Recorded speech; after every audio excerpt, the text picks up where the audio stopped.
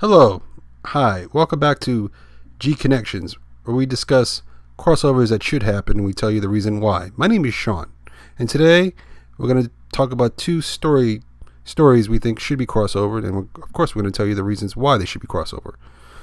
The first topic of our discussion is Highlander. But before we discuss what it should be crossovered with, let's first talk about what the Highlander stories are all about. In case you're wondering, the G stands for Gemma, which means parts that move with each other.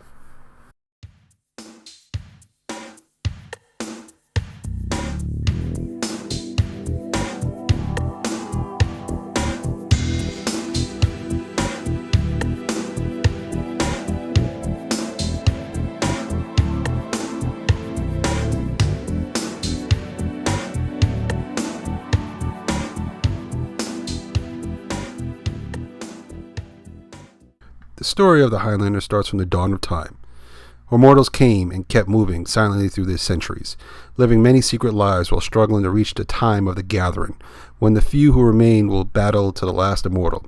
No one has ever known they were among us until the films of the television series. There have been roughly 400 mortals shown on the screen. No one quite knows exactly how many have actually lived through the ages. Movie director Gregory Wyden wrote Highlander as his writing class project while traveling through Scotland. During Gregory's summer vacation, he found himself standing in front of a suit of armor and wondered to himself what it would be like if that guy was alive today. And this revelation began the idea of the Highlander stories. In the Highlander universe, the origins of immortals are unknown. The current truth of the story is that immortals themselves don't know where they come from or what purpose they serve. One thing is certain in this story: no matter where they come from or how long they've existed, in the end, there can be only one. Immortals are scattered around the world and all throughout history. The oldest immortal known among them is mythos. The only bond between immortals are oral traditions established through rules transmitted from teacher to student. The creator of the rules is unknown.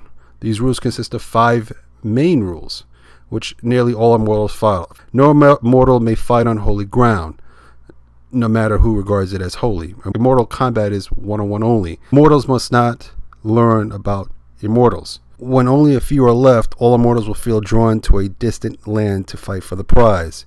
In the end, there can only be one.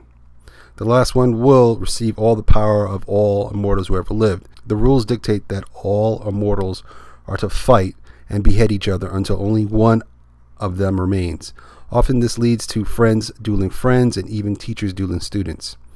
Student immortals who live long enough develop strong fighting skills, usually transmitted from teacher to student and through the quickening after severing the head of another immortal. However, the head does not need to be removed from one mortal by another in order for someone to receive the quickening.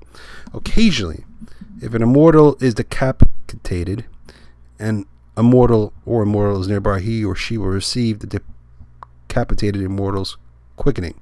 This transfer occurred in the 3rd episode of the series when Richie befriended a mentally childlike, fully grown immortal who suffered from autism.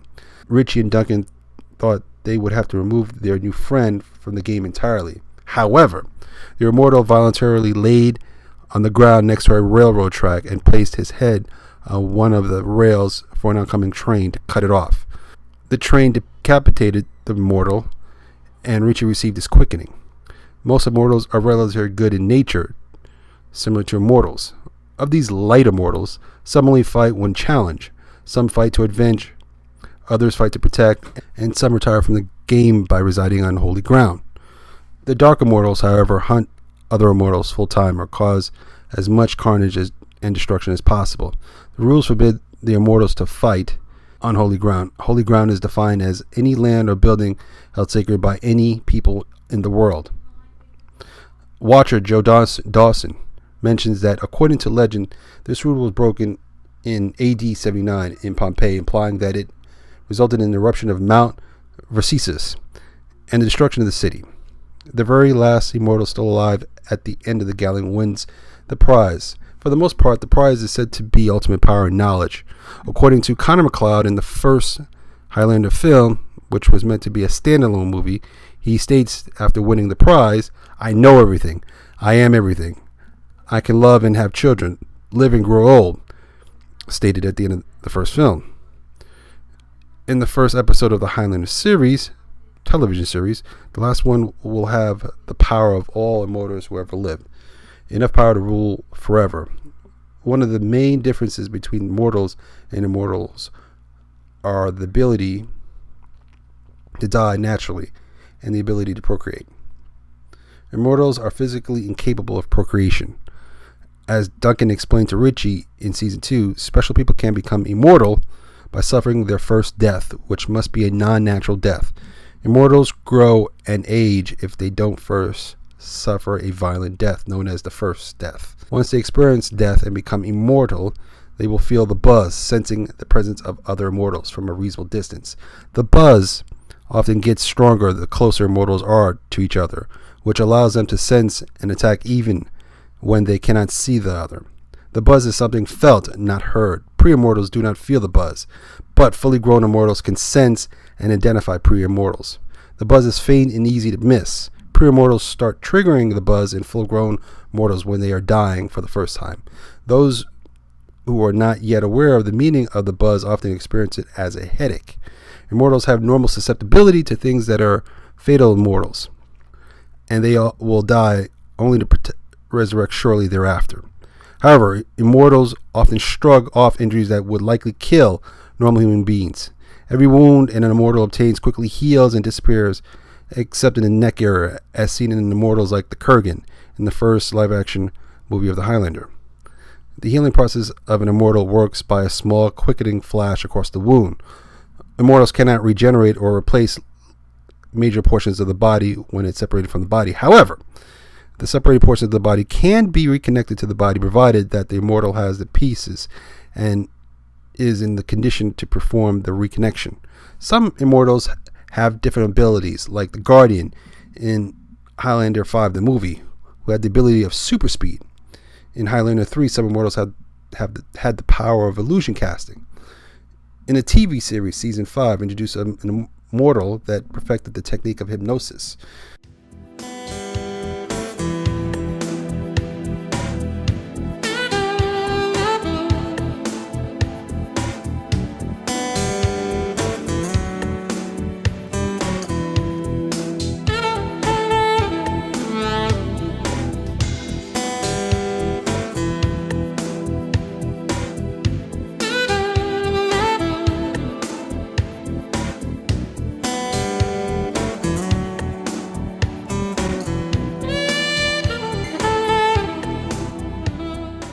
The order of the Highlander movies, TV shows, video games, and cartoons are as follows. Highlander 1, the movie, starts with the origin of Connor and his conflict with the Kurgan. Due to the movie being a standalone film results in continuity issues for future Highlander stories because it was established that Connor was the last immortal on Earth. Highlander 2 picks up in the distant future, establishing that after immortals are beheaded, they are reborn on the home planet of Zeiss. Due to negative reviews, as much of the movie was removed from future Highlander story continuity, which would also include the alien concept. Highlander, the TV series, begins in 1992, reestablishing the existence of many immortals on Earth. The TV series follows actor Adrian Paul as a student of Connor MacLeod, played by actor Christopher Lambert, who makes only one appearance, establishing his role as Duncan MacLeod's first teacher of immortality. On a personal note, the success of the TV show, due to its consistent narrative, have some fans believing that the TV series should have been the first Highlander story, with the first two movies being removed from continuity. The TV Highlander live-action series, Raven, had only one season and was connected to the live-action Highlander series that came before it. Highlander, the cartoon series, picks up in the distant future, which follows the live-action. This cartoon resurrects the dead character known as Ramirez from the first Highlander movie. Ramirez trains a new MacLeod who has immortality, and a new concept of immortals giving up their immortality without being beheaded is introduced to the mythos. Highlander 3, the movie, ignores the continuity issues of 1 and 2. The movie introduces the concept of immortal illusion casting, but it follows the immortal hero and champion Connor MacLeod, which is the character established in the first live-action movie. Highlander 4 brings student Duncan and teacher Connor together on the big screen, but it also showcased the death of Connor McLeod, who died in battle. Duncan is the ultimate immortal winner at the end of the movie, who won the main battle by using the power of illusion casting on the main villain, Jacob Cal. Highlander 5 introduces the concept of the Source. The Source is a mortal woman who uses her one and only power to turn Duncan into a mortal, and she makes him the biological father of her child, ending Duncan's immortal position in the game. There was also one very loved Highlander anime cartoon that was very well received among Highlander fans. I highly recommend it. There are 3 important issues that suggest that Highlander stories would benefit from a crossover with something similar to it in style.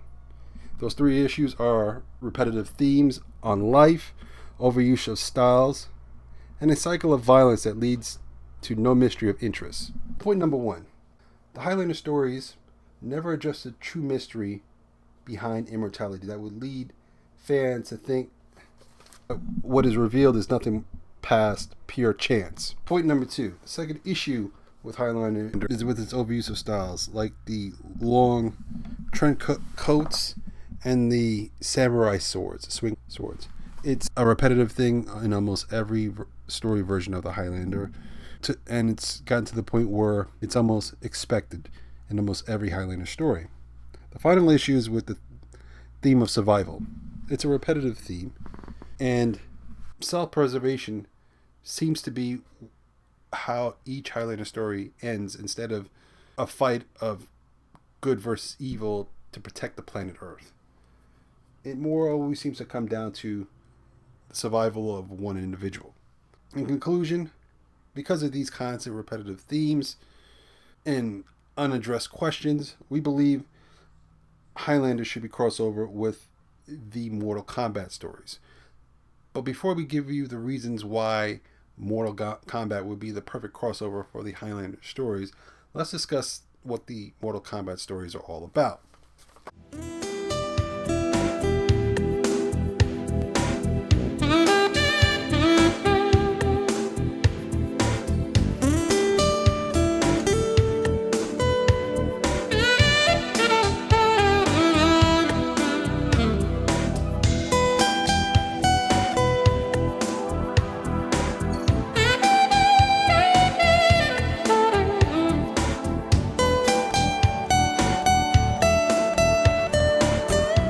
Spanning nearly 3 decades and more than 20 games, including spin-off ports and collections, Mortal Kombat is the exception to the adage that fighting games don't need thoughtful storylines.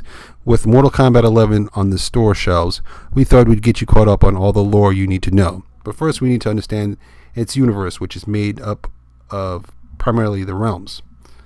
Realms are like planets, only instead of existing in the same space, they each exist in their own separate dimension. The 4 most notable realms in Mortal Kombat are the EARTHREALMs. Closest thing to our EARTHREALM, OUTWORLD, which is mostly a desolated and purpley realm. Adina, a beautiful and magical realm until it got conquered. And the NETHERREALM. The NETHERREALM is like, well, it's hell. Let's just call it hell. These realms don't get along. Outworld in particular is always looking to conquer and absorb as many realms as they can. That is until the Elders created Mortal Kombat. Under the rules of Mortal Kombat, before a realm can be taken over, the invading realm must defeat the defending realms in 10 times in a row, with a new Mortal Kombat tournament taking place every generation. As it turns out, Antonia, probably deserves to get conquered, as that world's bested them in 10 tournaments, thus causing the 2 realms to merge, bringing together the Queen of Dinya, Sindel, and the ruler of Outworld, Shao Kahn. Miserable and sickened by being married to Shao Kahn, Sindel commits suicide, but in doing so she also places a ward on her Earthrealm to prevent Shao Kahn from stepping foot inside. This brings us to the events of Mortal Kombat 1. Shao Kahn uses the Outworld sorcerer Shang Tsung to invoke Mortal Kombat against Earthrealm. In sequence, everyone fights. The tournament is won by the great Kung Lao, and Shang Tsung runs to Outworld in shame. When Shang Tsung returns back for another try, he brings a new secret weapon. The weapon is Kong Prince Guru, who we can only assume does horrible things to Kung Lao. Outworld goes on to win 9 consecutive Mortal Kombat tournaments. The 10th and decisive tournament is what players play through in the first Mortal Kombat game. As the story unfolds, everyone fights, Liu Kang wins, and Shang Tsung runs back to Outworld in shame. In Mortal Kombat 2, Shang Tsung returns with a new plan to have a fake tournament place in Outworld. Shang Tsung's plan would allow Shao Kahn the ability to deal with the EARTHREALM warriors himself. As the story unfolds, everyone fights, Liu Kang wins, and both Shao Kahn and Shang Tsung run home in shame. In Mortal Kombat 3, Shao Kahn is fed up with the rules of Mortal Kombat and he enacts a new plan that doesn't involve winning martial arts tournaments. Shao Kahn commands his shadow priests, led by Shang Tsung, to resurrect Sindel inside EARTHREALM. Shao Kahn's plan would allow him to cross into EARTHREALM to reclaim her, fully brainwashed into believing she's his loyal and loving wife, and begin a good old-fashioned realm invasion. However, it's an all too familiar story in which everyone fights, Liu Kang wins, more shame, and now Quan Chi plus Shinnok take on the big bad role of villainy in Mortal Kombat 4. The fallen elder Shinnok finds his way to the newly restored Edenia. While in Edenia, Shinnok kidnaps Queen Sindel and Princess Katana. Shinnok launches an attack on both EARTHREALM, and the heavens. Want to guess what happens next? Everyone fights, Liu Kang wins, and Shang Tsung gets banished to the NETHERREALM in shame. Mortal Kombat 4 is where things get interesting. We're gonna fast forward a bit through Deadly Alliance's deceptions and Armageddon because it's a lot of cliff notes. Shang Tsung and Quan Chi become best friends, but they try to kill each other. Liu Kang dies, but comes back as a zombie. This scary dude is brought to life thanks to this guy, but then gets killed by the combined might of every combatant focused into one punch. Raiden makes the ultimate heroic sacrifice. It fails, and then he comes back as a villain. Literally everyone fights. Literally everyone dies except this dude. And this is where things get a little bit messy. In Raiden's dying moment, he hits the reset button and sends us all the way back to the events of Mortal Kombat 1, which is where we begin Mortal Kombat 9. Raiden has but one clue to prevent the Armageddon of the previous timeline. He must win, is the clue. Most of Mortal Kombat 9 plays out the same as Mortal Kombat 1, 2, and 3, with Liu Kang still winning the first 2 tournaments. Kung Lao is killed by Shao Kahn in the second tournament. Sindel is revived, and Shao Kahn forces still invade EARTHREALM. But in Raiden's desperation to do something different, to change the apocalyptic fate that he has foreseen, Raiden inadvertently lets a handful of his strongest allies die at the hands of Sindel. The whole ordeal left Liu Kang pretty pissed at Raiden, and when the time came to follow along with his new plan of allowing Shao Kahn to merge the realms, Liu Kang turned against his former friend. After Raiden kills Liu Kang, it is revealed that merging the realms wasn't such a bad idea. When Shao Kahn enters into EARTHREALM, he breaks the rules of Mortal Kombat, which causes the elders to share their power with Raiden, allowing him to finally kill Shao Kahn. Sometime later, Shinnok proceeds to enact his plan to corrupt the Jinsei Chamber in Mortal Kombat X. Only this time, Shinnok is stopped by Earth's newest Midas warrior, Johnny Cage. 20 years go by, and the mantle of Earth's realm defenders has been passed onto a new generation. Cassie Cage, Jackie Bridge, Kong Jin, and Takeda are the new generation heroes. Quan Chi releases his army of reanimated mortal combatants, frees Shinnok from his amulet, but immediately gets fatality. Shinnok then runs amok, kidnaps Johnny Cage, poisons the Jinsei, and transforms into this all-powerful beast. The fate of EARTHREALM falls to Cassie Cage, who battles against the corrupt Shinnok. Thanks to her dad's special green glowing power and the exceptional skills of whoever was playing, she manages to defeat Shinnok. A battered and beaten Raiden is brought to the Jinsei Chamber to be purified. Good feelings are shared all around and the credits roll, except that's not where our story ends. As it turns out, all that evil Raiden has purified had to go somewhere, and in the stinger after the credits, we see a familiar evil glow to his eyes as he threatens the remnants of Liu Kang, Katana, and more new rules of NETHERREALM. Raiden leaves them with the parting gift of Shinnok still alive, but with a very severed head. And that's where we currently stand with the story of Mortal Kombat 11. As for the movies and television shows, Mortal Kombat has had 3 movies, 2 cartoons, 2 live-action TV series, and a web series that had mixed reviews. Now, there's still several reasons why we believe Mortal Kombat would be the perfect crossover for Highlander. The first reason are concepts like realms. The second reason has to do with the individuals in Mortal Kombat with special powers. And the final reason has to do with the special entities within Mortal Kombat that have even stranger powers. Point number 1, Mortal Kombat begins with extraordinary entities referred to as the Elders, who created everything. By contrast, the origins of immortality in Highlander is simply explained by stating that the power of immortality comes from the source, which is a mortal woman, with the power to give life or take it from immortal. In comparison, we're going to go on an assumption here, but if people had to pick which is more interesting in determining the creation of the universe, the source, which is a mortal woman, or the Elders, which are considered gods, I think most people would pick the Elders, because by contrast, they appear to be more powerful and more interesting. Point number 2, Highlander stories are mostly focused on battles between people with long lifespans, while Mortal Kombat is a story about battles between individuals with extraordinary gifts. Point number 3, Highlander is about survival of an individual. At least that's how it's seen towards the end of the movie. It's always about the survival of an individual, while Mortal Kombat is a story about several fighters fighting for several different worlds, or what they refer to as realms. In conclusion, we here at G Connections believe that both Highlander and Mortal Kombat have concepts that could elevate the purpose for each story if they were crossovered.